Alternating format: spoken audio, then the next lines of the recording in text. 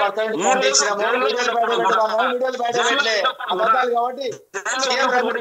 Broker CM Ramesh broker Dubai లో పోయి ఏం చేస్తారో నీకు తెలుసు, నాకు తెలుసు. ఎందుకు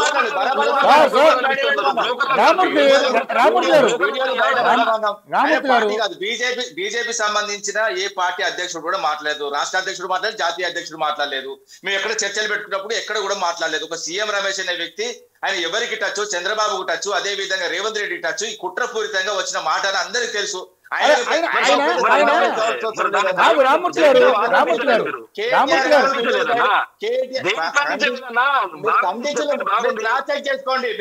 చేసుకోండి. గౌరవ కేటీఆర్ గారు సూటిగా సమాధానం విసిరిండు.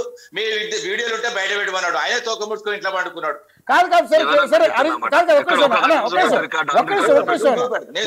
ఒక్క నిమిషం కాదు. ఇప్పుడు సీఎం రమేష్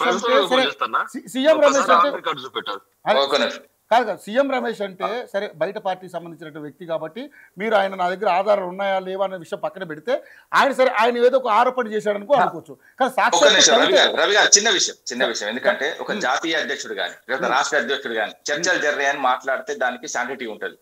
ఒక వ్యక్తి ఆయన పార్టీలో ఒక స్థానంలో ఉన్న వ్యక్తి అంతే తప్ప గానీ పార్టీ అయినా కాదు. ఇప్పుడు నేను చెప్పింది వేరే ఉంటుంది, గౌరవ కేసీఆర్ గారు చెప్పింది వేరే ఉంటుంది, గౌరవ కేటీఆర్ గారు చెప్పింది వేరే ఉంటుంది. నేను చెప్పిన దానికి వాస్తవంగా శాంటిటీ ఉండదు ఏదైనా ఆరోపణలు చేస్తే. కానీ పార్టీ అధ్యక్షుడుగా మా దగ్గరకు వచ్చి చర్చలు చేసి వాళ్ళు డైరెక్ట్ చెప్తున్నారు, మాతో ఎలాంటి చర్చలు జరగలేదు, మా పార్టీకి వాళ్ళ పార్టీకి సంబంధం లేదని వాళ్ళు చెప్తున్నారు. మధ్యలో కొంతమంది బ్రోకర్లు మాట్లాడితే దాన్ని ఏముంటది అంటే ఏముండదు. దాని గురించి వాళ్ళు మీరు ఆ రకంగా ట్రీట్ చేయొచ్చు. కవిత గారు మాట్లాడిందని ఏమంటారు మరి మీరు? బీజేపీ కుట్ర జరిగినప్పుడు రవి గారు దానికి సమాధానం మీకు చెప్పినాం ఆల్రెడీ. ఏం జరగలేదు, అలాంటి చర్చలు ఏం జరగలేదని గౌరవ కేసీఆర్ గారు కూడా కవితకు చెప్పడం జరిగింది. చాలా మందికి తెలియదు. అది మరి మీలో మీరు అంతర్గతంగా మాట్లాడుకుంటే ఎలా తెలుస్తుందండి? ఆమె బాహటంగా మీడియా ముందుకు వచ్చి మాట్లాడింది, లెటర్లో చూపించింది. ఈ మధ్యలో మాట్లాడింది లేదండి. ఈ మధ్యలో కొత్తగా మాట్లాడుతుంది తప్ప ఇంకేం లేదండి. వాస్తవంగా ఆమె ఉద్యమాన్ని, ఆమె ప్రస్థానాన్ని ఎవరు తప్పు పట్టట్లేదు. ఆమె వాస్తవంగా జాగృతి పెట్టింది, జాగృతి కార్యక్రమాలు చేసింది.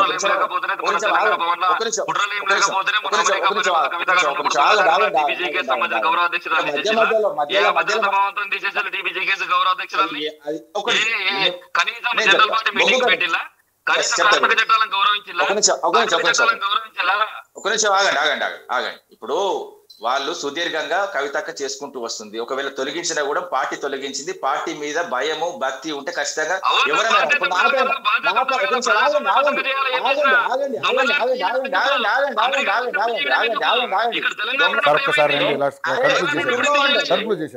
పార్టీలో మెంబర్ అండి, దొంగదారి ఏందండి? నువ్వు మాట్లాడేది నాకు అర్థం అవట్లేదు.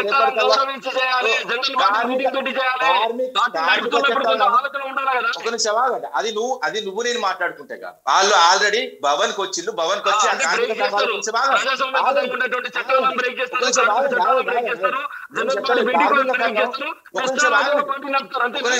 ఆగండి. ఎవరైనా జీవితంలో ఎవరిది కూడా శాశ్వతం కాదు. నా పదవి నాకే ఉండాలనుకుంటే తప్పు. ఇప్పటికైనా ఆ మైకంలోకి బయటికి రావాలి. ఎందుకంటే ఎవరి పదవి శాశ్వతం కాదు.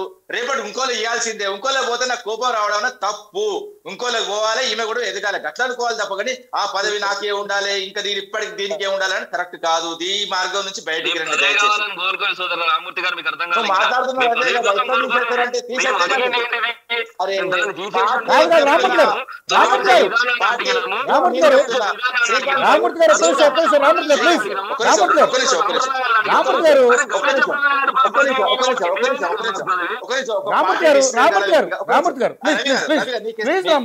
ఒకసారి మాట్లాడండి. శ్రీకాంత్ మాట్లాడండి.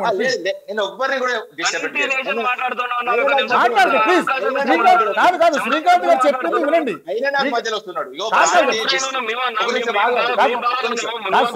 శ్రీకాంత్ గారు కూడా చెప్పింది వినండి. శ్రీకాంత్ గారు కూడా చెప్పింది వింటే మనకు అర్థం అవుతుంది. శ్రీకాంత్ గారు కూడా చెప్పలేదు. ఆయన మధ్యలో వస్తున్నాడు. నేను ఏమంటున్నా మాట్లాడండి. లేదు లాస్ట్ కంక్లూడ్ చేస్తా. పార్టీ క్రమశిక్షణ గల వ్యక్తిగా నేను చెప్తున్నా కదా, రేపటికల్లా నా చిన్న పదవి ఉన్నా పోయినా కూడా నేను ఒకే రకంగా ఉంటా. పార్టీ వద్దనుకుంటే కూర్చోబెడతాను, దాని తర్వాత పార్టీ తెలుసుకుంటే మళ్ళీ పిలుచుకొని మళ్ళీ వేరే సీట్ ఇస్తా. అంతే తప్ప గానీ ఈ విధమైన కామెంట్ కరెక్ట్ కాదు. పార్టీ నిర్ణయమే అన్న మాట్లాడటానికి వినడానికి వినసొంపుకుండేటువంటి మాటలు, చెవులకు ఆనందాన్ని ఇచ్చే మాటలు మాట్లాడుతున్నావు. పార్టీ పదవి లేకుండా పని చేయగలుగుతావా? అంత గొప్ప హృదయం ఉందా ఈ రోజు? నాతో అవసరం అనుకుంటే కష్టంగా ఇస్తుంది. నేను నాకు ఇచ్చినప్పుడు నేను న్యాయం చేసిన. ఇప్పుడు పార్టీ అధికారంలో లేదు, పార్టీ అధికారం లేదు, పార్టీ కష్టకాలం ఉన్నది, పార్టీ కష్టకాలం ఉన్నది. అంటి పెట్టుకుంటా పార్టీ కష్టకాలంలో నా బాధ్యత నిర్వర్తిస్తా, కానీ పార్టీ మీద గుదిపడలాగా రామూర్తి గారు పార్టీలో పార్టీ ఆడబిడ్డలు పార్టీలో ఆడబిడ్డలు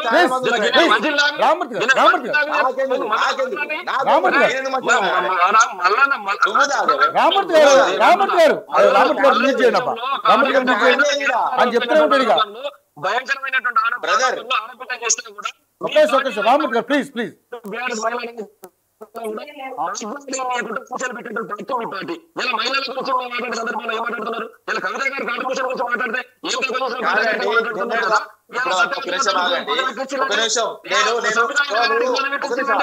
రామూర్తి గారు ప్లీజ్ లేదు సమాధానం చెప్తా, నువ్వు అడిగిన సమాధానం చెప్తా. నువ్వు కార్లో కూర్చున్నావు, నువ్వు ఏసీలో కూర్చున్నావు, నువ్వు నా మాట విను, నువ్వు చెమటలు కక్కుతున్నావు. సమాధానం చెప్తా, నువ్వు కార్లో కూర్చున్నావు, నువ్వు ఏసీలో కూర్చున్నావు, నేను ఫ్యాన్ కింద ఫ్యాన్ లేకుండా కూర్చున్నా.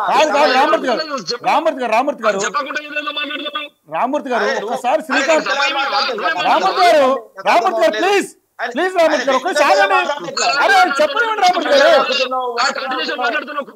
గారు ప్లీజ్ రామూర్తి గారు ప్లీజ్ రామూర్తి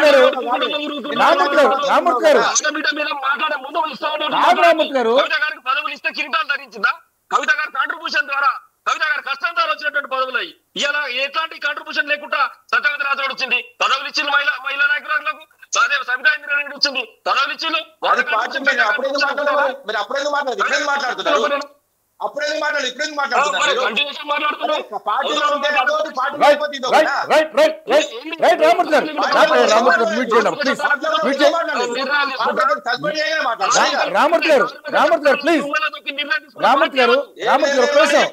నిన్నటిదాకా పార్టీలో ఉంటున్నావు, మొత్తం అన్ని స్వర్గం మాట. ఇప్పుడు మాత్రం పార్టీలో ప్రాబ్లం వచ్చింది కాబట్టి ప్రశ్నిస్తారు సార్. లేదండి, మీరు ఎన్ని మాట్లాడినా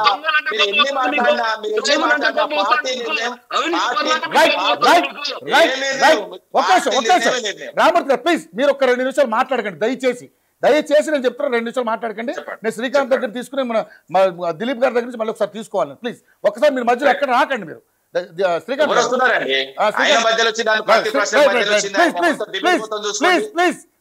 శ్రీకాంత్ గారు ఈ రోజు సరే ఫ్యామిలీలో ఎన్నో గొడవలు ఉండొచ్చు, పార్టీ పరంగా ఎన్నో ఇష్యూస్ ఉండొచ్చు, కానీ ఈ రోజు కవిత గారిని పక్కన పెట్టడానికి బలమైన కారణం ఈ రోజు అడిగితే ఎవరు దానికి సమాధానం పూర్తిగా చెప్పట్లేదు. ఇంకోటి ఆస్తి పరంగా కూడా చాలా వివాదాలు ఉన్నాయి కేటీఆర్కి కవిత మధ్య అంటూ కూడా రకరకాల ఆరోపణలు వస్తూ ఉన్నాయి.